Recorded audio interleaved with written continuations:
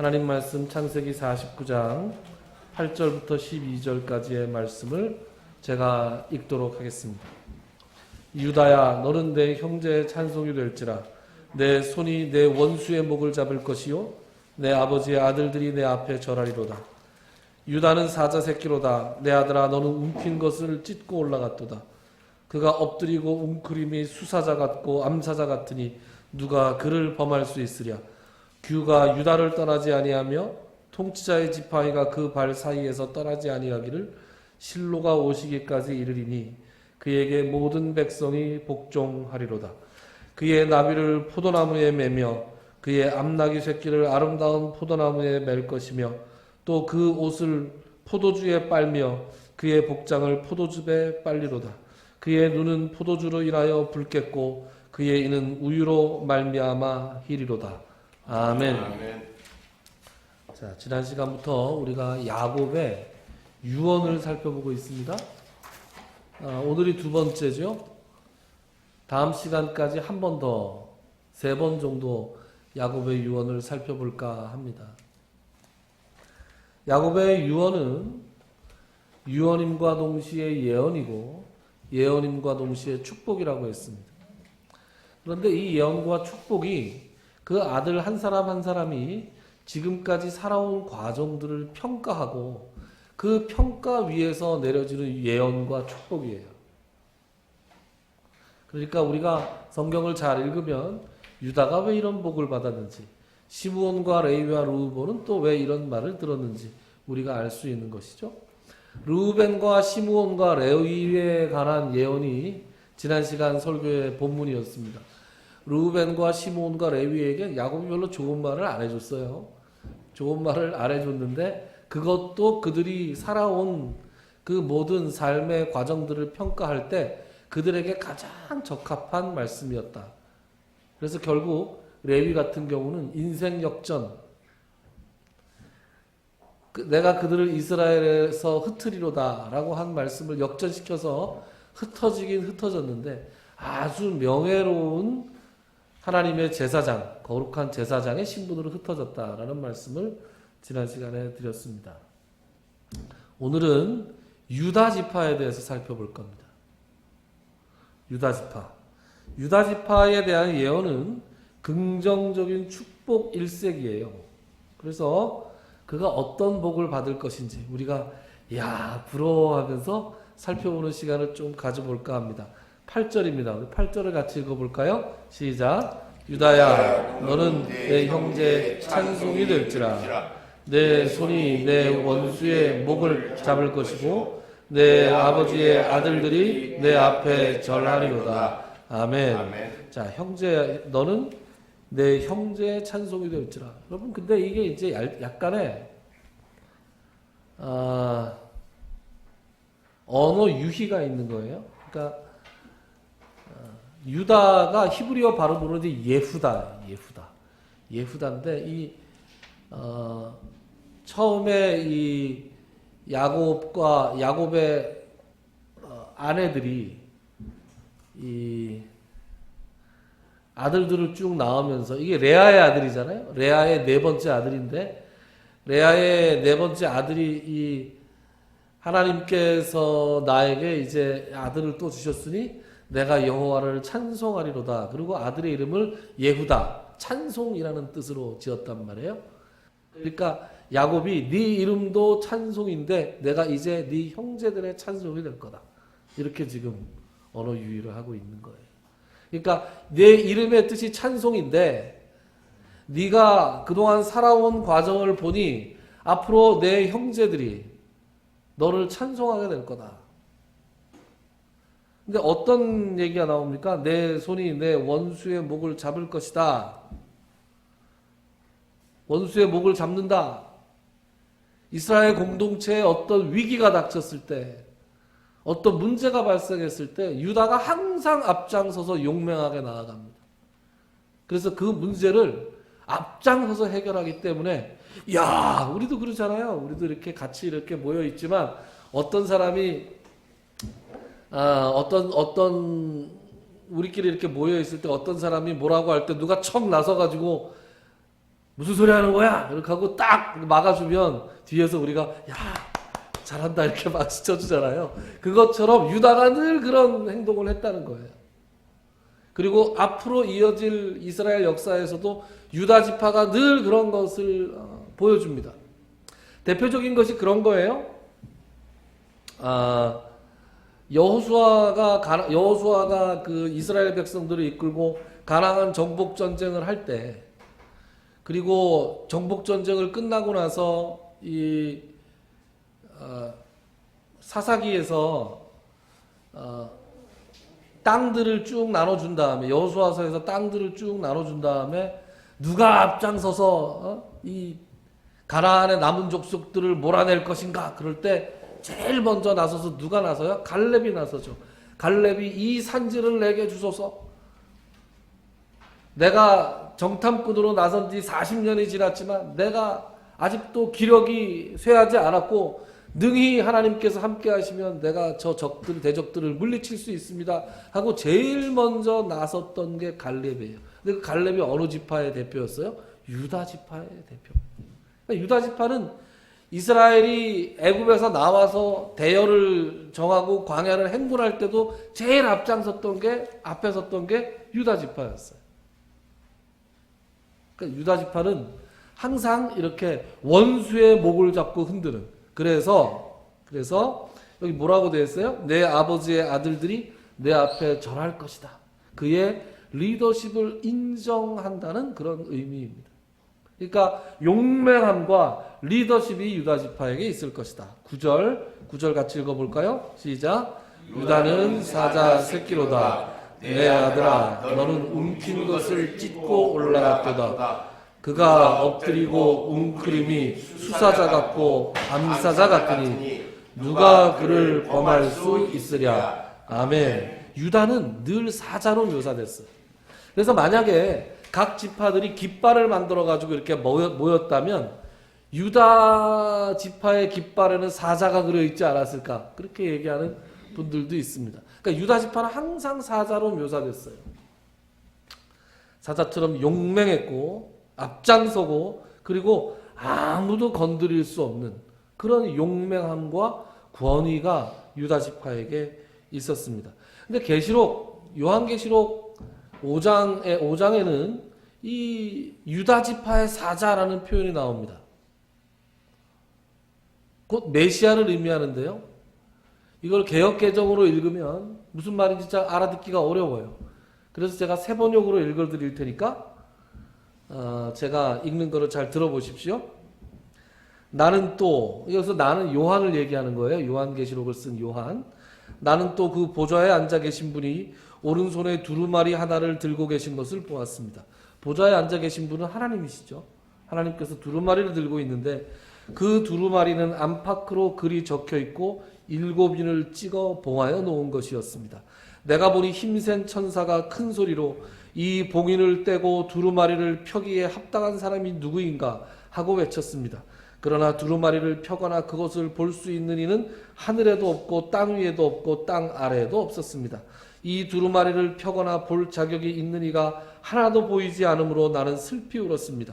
그런데 장로들 가운데 하나가 나에게 울지 마십시오. 유다 지파에서 난 사자 곧 다윗의 뿌리가 승리하였으니 그가 이 7봉인을 떼고 이 두루마리를 펼 수 있습니다 라고 말했습니다. 이게 뭐예요?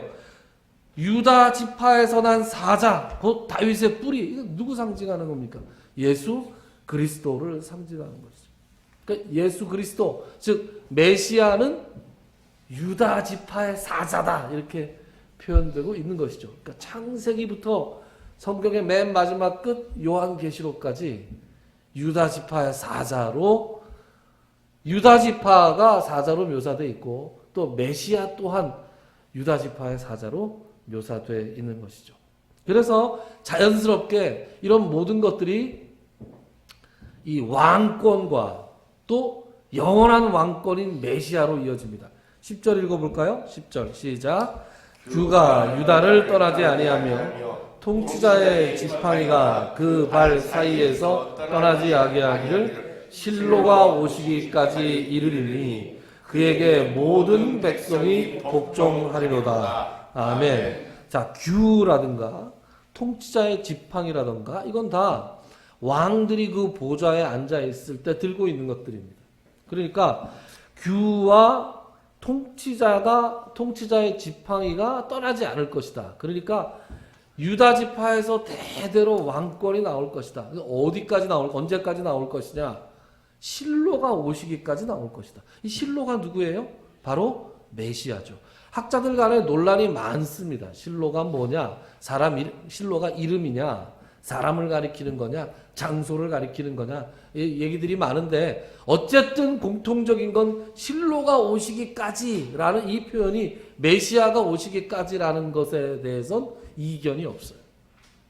그러니까 이 메시아가 오시기까지 이스라엘의 왕들을 계속 유다 지파에서 배출할 것인데 이 메시아가 오시게 되면 그에게 모든 백성이 복종하겠다라는 말이 이 모든 백성은 이스라엘의 모든 백성이 아니라 온 천하 만국 백성을 얘기하는 겁니다.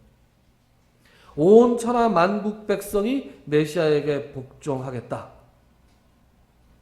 그래서 이 메시아를 기다리는 이 소망이 가장 원초적인 형태로, 가장 원시적인 형태로 처음 나온 게 창세기 49장이에요.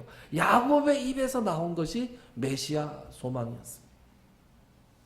그러니까 예수 그리스도에 관한 이 소망이 훗날 나온 게 아니에요.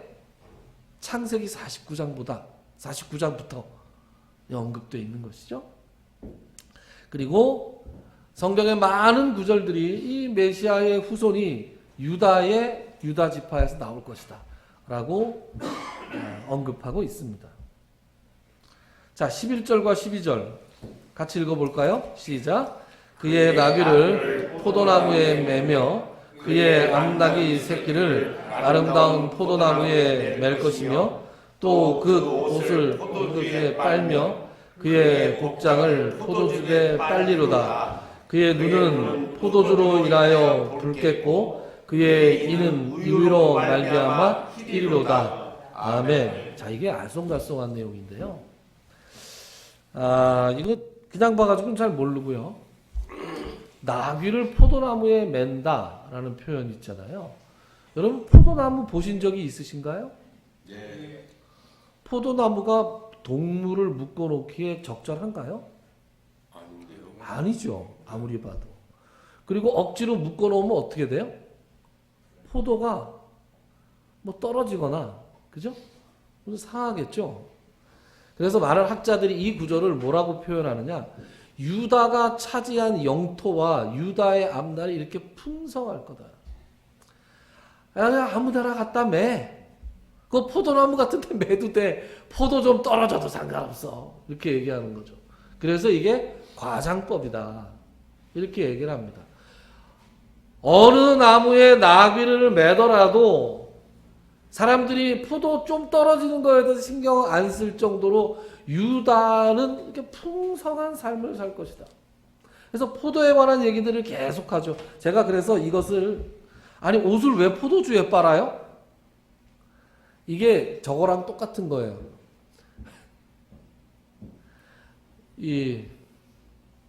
요새 그 사람들이 뭐 개업을 하잖아요. 개업을 하면 그 리본에다가 뭐 쓰는 말들이 있죠. 그죠? 그 중에 좀 재밌는 게 좀 한참 됐지만 돈 세다 잠드소서 뭐 이런 거 있잖아요. 제가 본 것 중에서 제일 웃기는 게 돈 세다 잠드소서예요.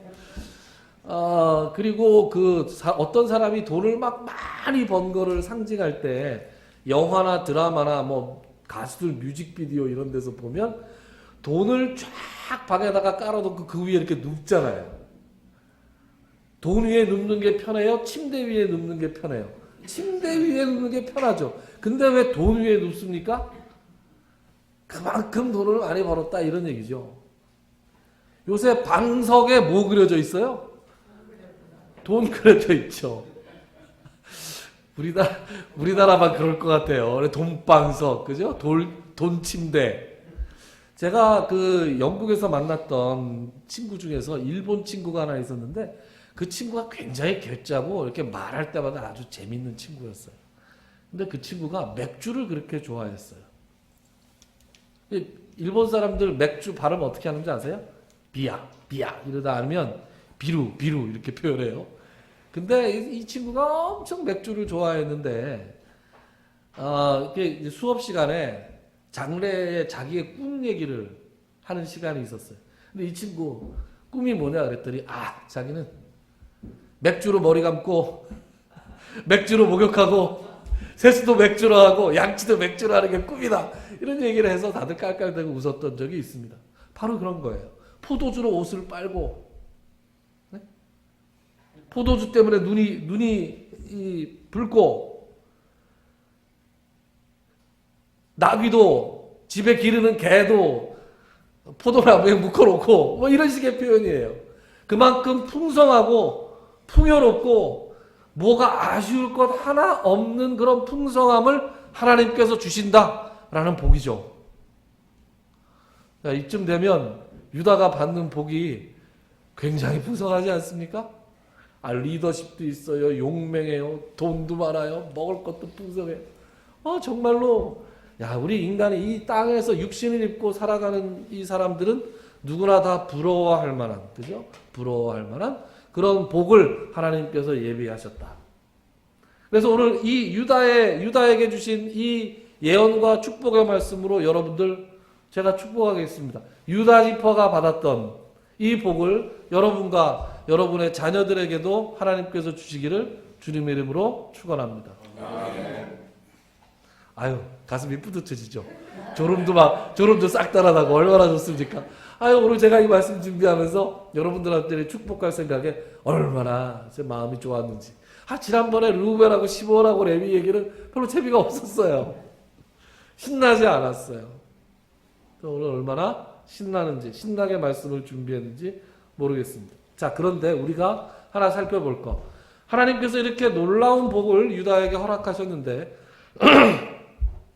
그럼 왜 유다가 이런 복을 받을 수 있었는가?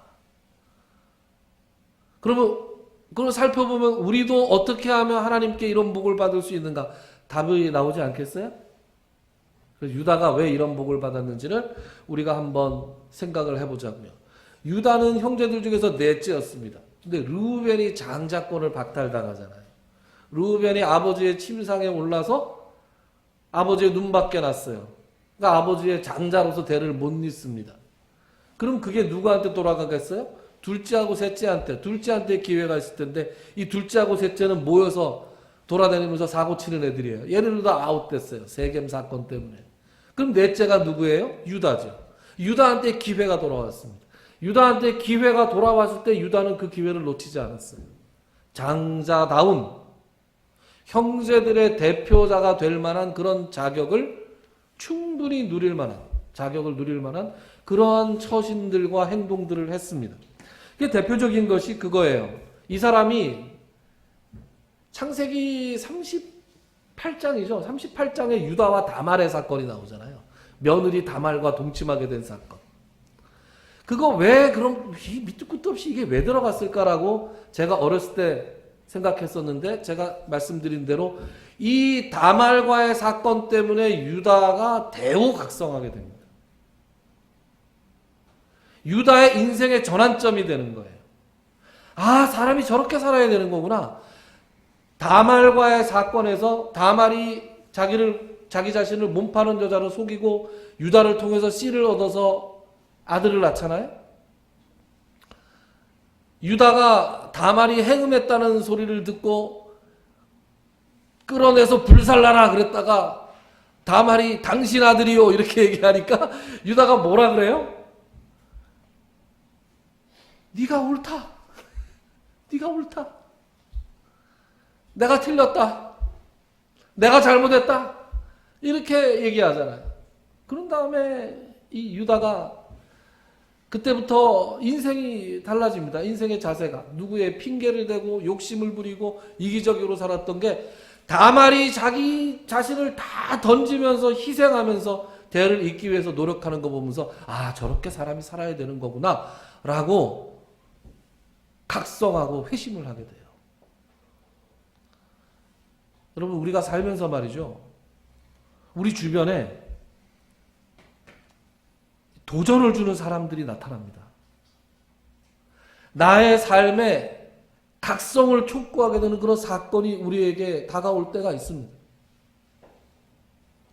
눈을 들어서 잘 보면 매일매일 그런 사건들이 일어납니다. 우리 학원에 말이죠.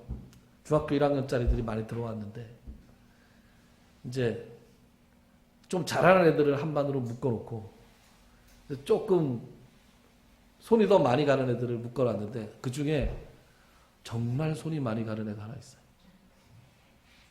제가 굉장히 표현을 예쁘게 했죠. 근데 사실 속으로 어머니한테 전화해서 오지 말라 그래야 되겠다. 얘는 같이 공부를 못하겠다. 그렇게 마음이 들었던 친구가 있어요. 얘는 1대1로 선생님 1대1로 해주세요. 제가 어머님 얘는 1대1로 해야 돼요. 다른 친구랑 같이 공부를 못해요. 이렇게 얘기하려고 그랬는데 그러면서도 걱정이 나한테 1대1로 해달라 그러면 어떡하지? 이 정도로 예? 이 정도로 겁이 났던 그런 친구예요. 그래서 정말 원래 학생들을 위해서 기도하지만 기도가 절로 나오는 그런 친구였어요. 그런데 이 친구가 처음 본 것처럼 그런 친구가 아니었어요. 언젠가 좀 자세하게 얘기할 기회가 있을지 모르겠는데 단어 시험을 20개를 보는데 최저예요. 20개. 그 하루에 10개씩 외워서 이틀 만에 오니까 월수금 오니까 이틀 동안 외워서 시험을 보는 거란 말이에요. 그러면 하루에 10개씩 학원 다니는 애들이 하루에 10개씩 단어 외운다 그러면 다들 웃을 거예요. 근데 그렇게 시험 보면 2개도 맞고 3개도 맞고 그래요.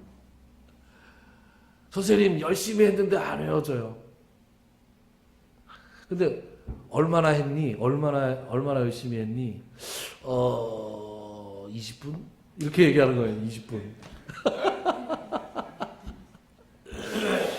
야, 그래서 공부하는 훈련도 안 돼 있고 숙제하는 훈련도 안 돼 있고 근데 착해요.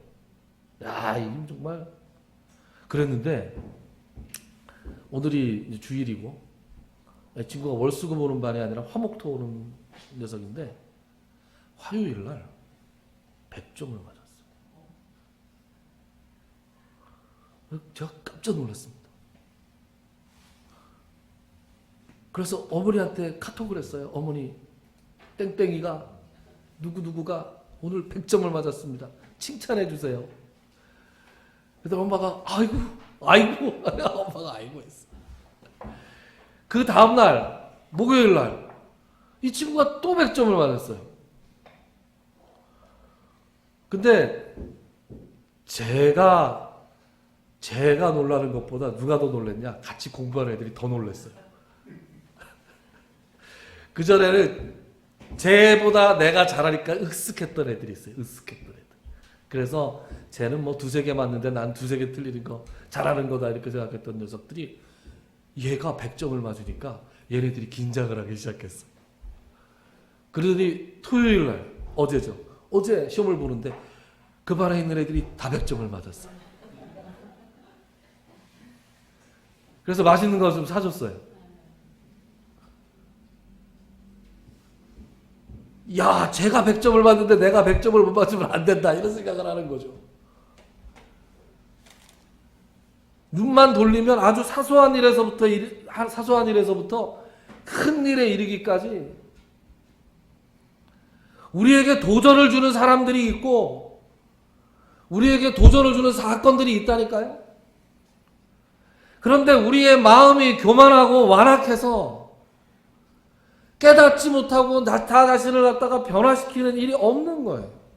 하나님께서 우리에게 계속해서 우리에게 도전거리를 주십니다. 나보다 신앙 좋은 사람들, 나보다 더 착한 사람들, 나보다 더 거룩하게 사는 사람들, 나보다 더 남을 잘 돕고 사는 사람들, 야, 저런 사람이 있네?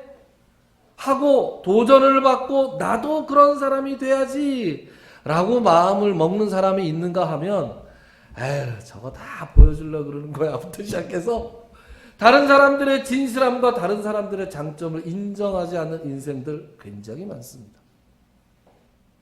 유다가 다말의 사건을 통해서 오히려 뻗대기보다 그가 옳았다, 내가 틀렸다, 내가 이렇게 살면 안 되는구나 라고 각성을 했어요. 이게 유다 삶의 전환점이 됩니다. 그런 다음에 그가 하는 모든 행동들이 희생과 헌신으로 일관되어 있는데 그 희생과 헌신, 자기 자신을 다 던지는 일에 누구의 향기가 나냐? 다말의 향기가 나요. 유다의 인생에 다말의 향기가 납니다. 한번 돌아보자고요. 언제 무슨 일이 있었냐? 시므온과 레위가 르우벨이 그래도 좀 기세가 등등하던 시절에 형제들이 요셉을 갖다가 잡아 죽이려고 그러잖아요. 잡아 죽이려고 그럴 때 르우벨이 죽이지 말자 그러는 거 보니까 그 잡아 죽이자라고 이 주동했던 인간들이 누구였을까요? 틀림없이 시므온하고 레위였을 거예요. 걔네들이 잔인한 애들이잖아요. 그 잔인한 형들에 맞서서 죽이지 말자. 죽이지는 말고 팔자. 그때만 하더라도 유다의 리더십이 이렇게 공고하지 못해서, 그죠? 시므온과 레위의 기세가 워낙 등등해서 형들한테 눌려서 그 정도로 타협했지만 결국 요셉의 목숨을 구해준 게 누구예요? 유다였어요. 유다가 제안을 해서 요셉의 목숨을 구했고 그 다음에 애굽에 곡식을 사러 갔을 때 말이죠. 식량을 사러 갔을 때도 그 모든 일들을 주관했던 게 유다였어요. 첫 번째로 갔다가 돌아왔고 두 번째로 갈 때는 베냐민을 데리러 갔어야 됐잖아요. 시므온은 볼모로 잡혀 있고 베냐민을 꼭 데리고 가야 됩니다라고 아들들이 아무리 얘기해도 야곱이 듣지 않았어요. 그때 르우벤은 무슨 헛소리를 합니까? 아버지, 제가 베냐민을 데리고 갔다가 베냐민이 혹시 잘못되면 여기 있는 제 아들을 죽이십시오. 이런 말도 안 되는 소리를 르우벤이 했어요. 그런데 저는 여기까지 말도 안 된다고 생각을 했는데 이 말씀을 생각하다가 한 생각을 더 해봤어요. 르우벤 아들들은 뭐라고 생각했을까요? 자기 아버지가 할아버지한테 삼촌이 잘못되면 자기들을 죽이라 그러는 걸 들으면서 아니 우리 아버지 왜 이러셔? 이랬을 거 아니에요. 아버지 왜 저러냐 도대체. 르우벤의 아들들이 의문의 일패를 하는 거죠. 거기서 뭐 다행히 제정신을 가진 사람들이 많아서 르우벤이 말한 것이 통하지 않았지만 유다는 뭐라고 얘기합니까? 르우벤은 베냐민이 잘못되면 우리 아들을 죽이십시오 그랬단 말이에요. 그런데 유다는 뭐라 그래요? 베냐민이 잘못되면 제가 책임을 지겠습니다. 저를 담보로 잡아주십시오. 제가 아버지 앞에서 평생 그 죗값을 받겠습니다. 자기를 던집니다. 자기를 던질 때 야곱이 그 말에 움직입니다. 베냐민을 데리고 가라. 그런데 요셉한테 두 번째 왔을 때 식량을 사러 왔을 때 분위기 좋았다가 나중에 베냐민을 볼모로 잡아서, 그죠? 베냐민의 그 자루에다가 요셉이 은잔을 넣고, 그죠? 은잔을 넣고 베냐민을 도둑질한 걸로 몰아가지고 좋던 분위기를 싹 바꾼 다음에 다시 오라 그래가지고 베냐민은 여기 남고 도둑질을 했으니 나머지들은 그냥 가시오 했을 때 아무도 나서지 않았잖아요. 르우벤 아버지 야곱 앞에서는 헛소리 잘하더니 그 앞에서는 헛소리도 안 하잖아요. 우리 아들들을 데려올 테니까 베냐민 놔주시오 이런 얘기 안 하잖아요. 이런 방법 안 했을 때 누가 나서서 얘기합니까? 유다가 나서서 얘기합니다. 유다가 나서서 내가 여차여차해서 이 베냐민을 데리고 왔는데 이 베냐민을 데리고 올 때 내가 나 자신을 담보로 잡고 아버지를 설득해서 데리고 왔다. 그런데 만약에 이 아이의 형도 잘못됐는데 이 아이도 잘못되면 우리 아버지가 슬피 울면서 잘못되실지도 모르겠다. 내가 우리 아버님 잘못되시는 꼴을 볼 수가 없다. 그런 모습을 볼 수 없으니 차라리 내가 대신 그 아이 대신 남을 테니까 그 아이는 좀 놔주십시오. 라고 아버지하고 그 동생을 사랑하는 그 아버지와 동생을 위해서 자기 자신을 던지는 그런 희생을 요셉이 본 거예요. 요셉이 그걸 보고 무슨 일이 일어나요? 그게 44장 맨 마지막에 나를 대신 담보로 잡으세요 라고 얘기했을 때 45장에 이렇게 나옵니다. 요셉이 그 정을 억제하지 못해서 주변에 있던 다른 사람을 다 물러가라 그런 다음에 거기서 통곡을 하잖아요. 요셉이 이 형들을 용서할까 말까 하고 갈등하던 이 마음을 결정적으로 뒤집어 놓은 게 누구예요? 유다였어요. 야곱도 유다가 설득했고 요셉도 유다가 설득했습니다. 그런 다음에 요셉이 이제 마음이 다 녹았어요. 유다의 희생과 헌신을 보고 마음이 녹았습니다. 그래서 형님들 내가 요셉이요. 당신들이 나를 이곳에 판 바로 그 요셉입니다. 당신들이 나를 이곳에 팔았다고 해서 근심하지 마십시오. 한탄하지 마십시오. 하나님이 생명을 구원하시려고 당신들보다 나를 앞서서 이곳으로 보내셨습니다. 내 아버지가 살아계십니까? 그렇게 해서 형들과 극적인 화해를 하고 그 다음에 아버지를 모시고 오게 되잖아요. 유다의 희생과 헌신과 리더십이 아니었다면 요셉이 살아있을 수도 없었고 야곱이 마음을 돌이킬 수도 없었고 그리고 요셉도 그 마음이 놓기가 어려웠던 거예요. 그래서 이것을 야곱도 인정을 해서 나중에 야곱의 가족들이 전부 다 애굽으로 내려올 때 그 선발대로 파견을 한 게 누구예요? 유다가 선발대로 파견이 됩니다. 그래서 그 모든 일들을 앞장서서 다 지휘하고 다 단도리를 하는 것이죠. 유다가 어떤 걸 가져요? 유다가 이스라엘 형제들 중에서 리더십을 가지는 거예요.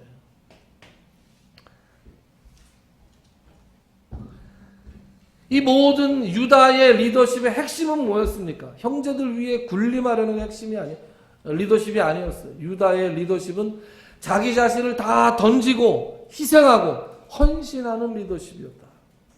여러분 이것이 훗날 누구의 모습입니까? 훗날 예수 그리스도께서 온 인류를 위해서 헌신하고 자기 자신을 던지신 바로 그 모습이 유다의 인생에서 묻어나오고 있다. 그러면 이게 우리에게 적용할 때 어떻게 적용이 됩니까? 여러분 하나님이 기뻐하시는 사람들이 어떤 사람이에요? 하나님이 기뻐하시는 사람은 이웃을 위해서 자기가 속한 공동체를 위해서 가장 먼저 희생하고 가장 먼저 헌신할 수 있는 사람. 그 사람이 하나님이 기뻐하시는 사람이에요. 여러분들께서 화답으로 아멘으로 화답하셨던 큰 아멘 소리로 화답하셨던 그 유다가 받은 복이 바로 유다의 희생과 헌신으로 인해서 가능했던 것입니다.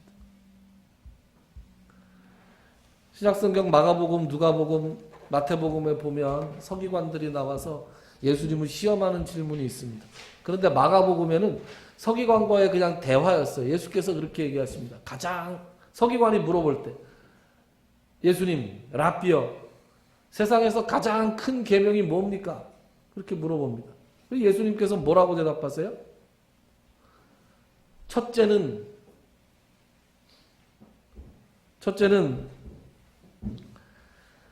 내 마음을 다하고 내 목숨을 다하고 내 뜻을 다하고 내 힘을 다해서 주 너의 하나님을 사랑하라. 여러분 이거는 예수님께서 신명기에 나오는 말씀을 인용하신 거예요. 신명기 6장에 보면 유명합니다. 여러분 꼭 기억하세요. 신명기 6장 4절부터 5절 이걸 원어로 사용해서 사람들이 많이 알고 있죠. 그리스도인들이 쉐마 이스라엘, 쉐마 들으라 이스라엘. 모세가 이렇게 얘기합니다. 신명기 6장 4절부터 5절 제가 읽어드릴게요. 이스라엘아 들으라. 우리 하나님 여호와는 오직 유일한 여호와이시니 너는 마음을 다하고 뜻을 다하고 힘을 다하여 내 하나님 여호와를 사랑하라. 이거를 예수님께서 인용하시면서 한 단어를 더 추가하세요. 예수님께서 뭐라고 그러시냐? 예수께서 대답하시되 첫째는 이것이니 이스라엘아 들으라. 똑같죠? 이스라엘아 들으라. 주 곧 우리 하나님은 유일한 주시라. 내 마음을 다하고 목숨을 다하고가 추가됐어요. 목숨을 다하고가 왜 추가됐을까요? 예수님께서 사신 그 삶이 자신의 목숨을 하나님께 드린 거였잖아요. 그러니까 내 마음을 다하고 목숨을 다하고 뜻을 다하고 힘을 다해서 주 여호와 하나님을 사랑하는 게 어떤 것인가를 예수님께서 보여주셨어요. 몸소. 그런데 여러분, 그러면 어떻게 하면 마음을 다하고 뜻을 다하고 목숨을 다하고 힘을 다해서 하나님을 사랑할 수 있습니까? 어떻게 가능하죠? 예배 열심히 참석하고 기도 열심히 하고 성경 말씀 열심히 읽고 헌금 많이 내고 그건가요?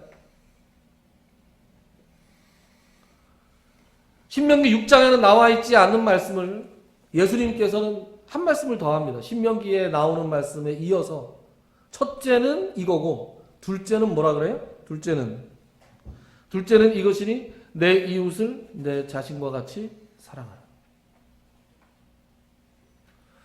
눈에 보이지 않는 하나님, 아무것도 우리에게서 필요 없으신 하나님을 우리가 어떻게 사랑합니까? 우리가 헌금을, 하나님 감사합니다. 그리고 우리가 헌금을 가져가서 하나님 앞에 예물을 드려요. 그게 하나님한테 무슨 도움이 됩니까? 어차피 다 하나님 거잖아요. 우리가 하나님을 사랑한다. 우리가 마음을 다하고 뜻을 다하고 목숨을 다하고 힘을 다해서 하나님을 사랑한다는 증거, 방법을 하나님께서 예수님께서 가르쳐 주셨어요. 그게 뭐예요? 내 이웃을 사랑하는 것을 보고 네가 나에게 하는 것으로 내가 받아주겠다 이 말씀이에요. 그래서 이 첫째와 이 둘째보다 더 큰 계명이 없느니라 이렇게 예수님께서 말씀해 주셨습니다. 그러니까 하나님께서 가장 기뻐하시는 사람은 유다와 같이 자기 형제를 위해서 자기 이웃을 위해서 자신을 희생하고 헌신하는 사람이다. 그럴 때 유다에게 내려졌던 복이 나와 우리 후손에게도 미칠 수 있다. 라는 것이 오늘의 교훈입니다. 한 가지만 더 말씀드리고 말씀을 맺을까 해요. 여러분, 유다가 받은 복이 생각만 해도 기분이 좋은 복이잖아요. 그런데 하나님께서 유다한테 다 주신 것 같은데 사실은 유다한테 다 주시지 않았어요. 뭘 안 주셨냐? 왕권은 주셨는데 장자권은 주시지 않았어요. 장자의 역할을 하느라고 했는데 장자권은 누구한테 갔어요? 요셉한테 갔어요. 요셉이 두 몫을 받잖아요. 에브라임과 므낫세 각각 지파로 세워져. 그러니까 장자권은 요셉에게 갔다. 우리가 다음 시간에 요셉에 대한 요셉의 축복, 요셉에 대한 야곱의 축복과 예언을 보게 되는데 기가 막힙니다. 기가 막혀요. 또 더군다나 이제 야곱은 개인적으로 요셉을 제일 좋아했잖아요. 사심이 가득한 축복을 하고 있어요. 사심이 잔뜩 들어간 축복. 아버지 너무하시는 거 아니야? 그럴 정도로 사심이 가득한 축복이 있습니다. 그리고 또 하나, 장자권도 안 주셨고요. 영권도 안 주셨어요. 이스라엘의 영적인 지도자는 누가 됩니까? 레위 지파가 되죠. 왜 이렇게 하셨냐? 하나님은 말이죠.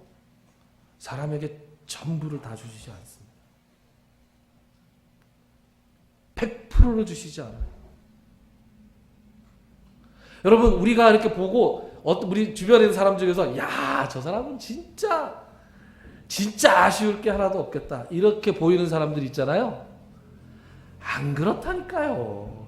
그 속으로 파고 들어가면 아픈 데가 다 있어요.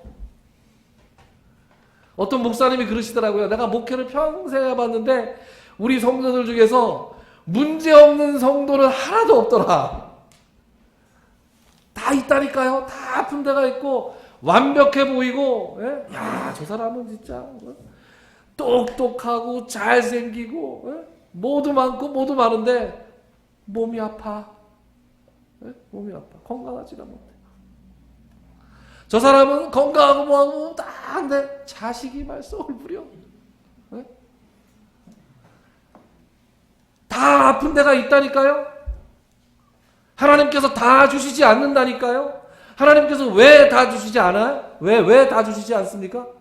사람은 하나님께서 주신 복을 다 받을 그릇이 못 됩니다. 다 받으면 교만해진다니까요. 교만해져서 하나님께서 기뻐하시지 않는 모습으로 변한다니까요. 그래서 하나님께서 다 안 주시는 거예요. 그러니까 다 주시지 않는 게 뭐예요? 하나님의 은혜입니다. 이걸 우리가 받아들일 수 있어야 됩니다. 사도 바울이 얼마나 뛰어난 사람이에요. 사도 바울 발끝에도 가기가 어려운 것이 우리들의 현실이잖아요. 그런데 사도 바울이 내게 육체에 가시가 있어서, 기억나십니까? 내가 육체에 가시가 있어서, 그 육체의 가시가 뭐였습니까? 질병인데 많은 학자들이 간질병이었을 것이다. 여러분, 병 중에서 왜 또 하필 간질병입니까? 그 사람들 앞에서 말씀 전하다가 발작하고 그러는 거 아니에요? 에?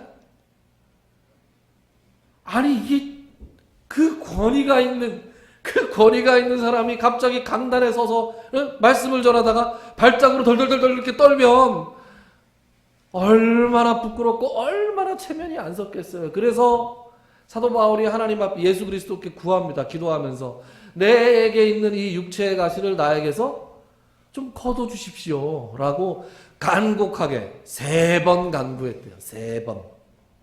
그런 표현이 나옵니다. 3번 간구했으나 예수님께서 응답을 주셨는데 뭐라고 응답을 주셨어요? 내 은혜가 내게 족하다. 하나님께서 안 고쳐주십니다. 그래서 사도 바울이 생각을 하는 거예요. 왜 내 은혜가 내게 족하다 그랬었을까? 내게 이 육체의 가시를 주심으로써 내가 자고하지 않도록 하나님께서 나에게 육체의 가시를 주셨다 라는 것을 깨달은 거예요. 암만 하나님 앞에서 큰 업적을 하나님을 위해서 열심히 일하면 뭐합니까? 마지막에 교만해지면 하나님 앞에 버림받는 거예요. 암만 혁혁한 업적을 세우면 뭐합니까? 교만하면 끝이에요. 끝. 그러니까 사도 바울이 교만하지 못하도록 하나님께서 은혜를 주시는데 그것이 굉장히 부끄러운 육체의 가시였다. 그래서 여러분, 오늘 야곱도 창세기 49장 28절에서 무슨 말씀을 합니까? 28절 한번 찾아볼까요? 28절.